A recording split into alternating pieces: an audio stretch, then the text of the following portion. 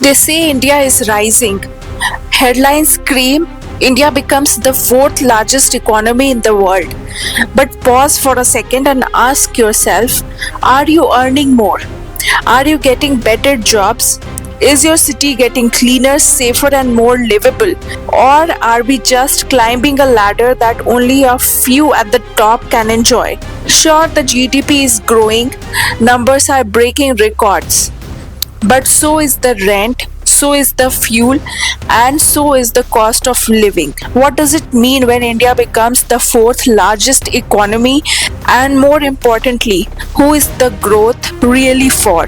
This isn't just a story about numbers. It's about what kind of country we are becoming, whether this growth will trickle down to the average Indian or just stay locked in boardrooms of billion-dollar companies. In this video, we are going to explore what's really behind this GDP jump, what sectors are driving this growth, how is India different from just 10 years ago, and most importantly, is this growth truly inclusive or just illusionary? Stick with me because by the end of this video, you will know if India's rise in the global rankings is actually changing lives on the ground or just making the rich richer. The video isn't about celebrating blindly or criticizing unfairly.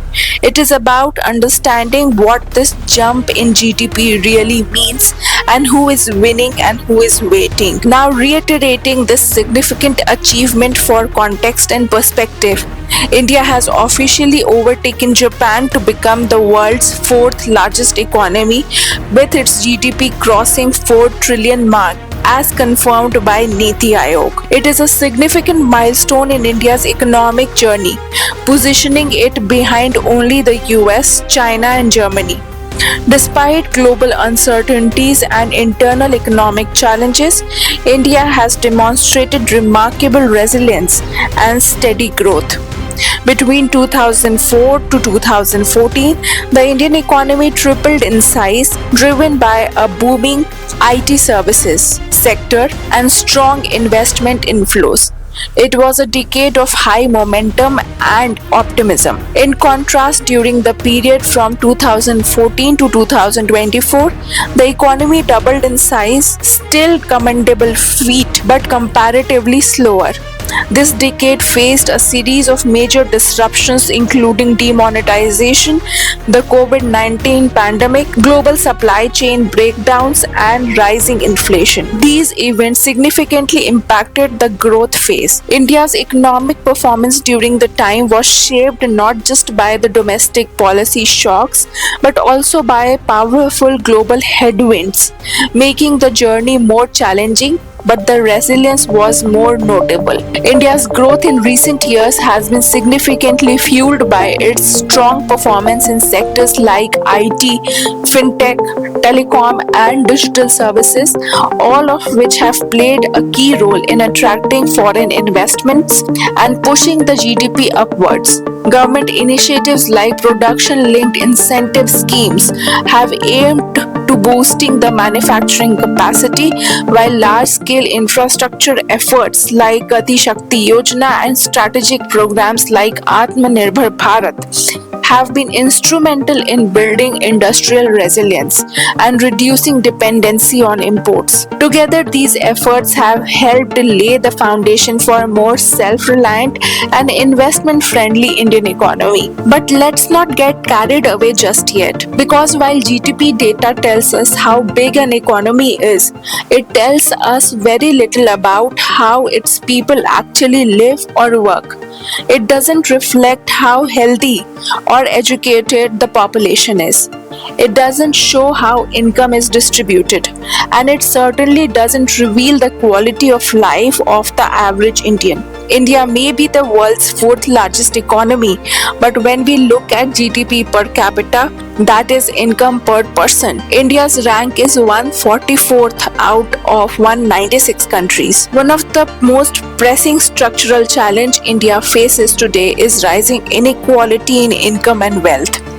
According to the Oxfam India report, The top 1% of the population now holds over 40% of the nation's wealth, while the bottom 50% owns just 3%. This stark disparity highlights how India's economic growth has not translated into widespread economic empowerment. Despite impressive macroeconomic numbers, India continues to grapple with the jobless growth, income disparity, and low workforce productivity. The Global Multidimensional Poverty Index reported that 234 million Indians still live in acute poverty. So India is seen living with a paradox of rising GDP and persistent poverty. Moreover, India's 126th rank in the World Happiness Report and 108th in the Gender Inequality Index show that the social development must catch up with the financial growth. If we look even deeper, there are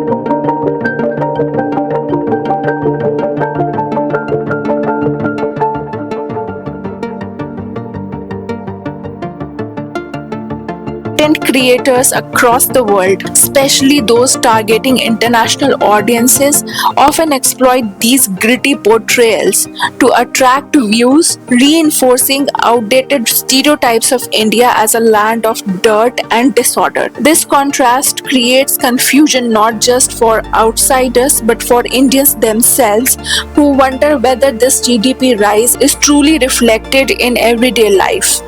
If India wants the world to take its growth story seriously, the aesthetics and the image it projects through media, urban planning, cleanliness, and infrastructure must rise to match its achievements. Because perception matters, and today perception is lagging behind progress. But beyond improving optics and global perception, India must focus on building a growth model that is deep, inclusive, and sustainable. This requires a comprehensive and integrated approach, one that goes beyond GDP figures and rankings. Rural development must be prioritized with investments in agricultural processing industries that can uplift entire communities.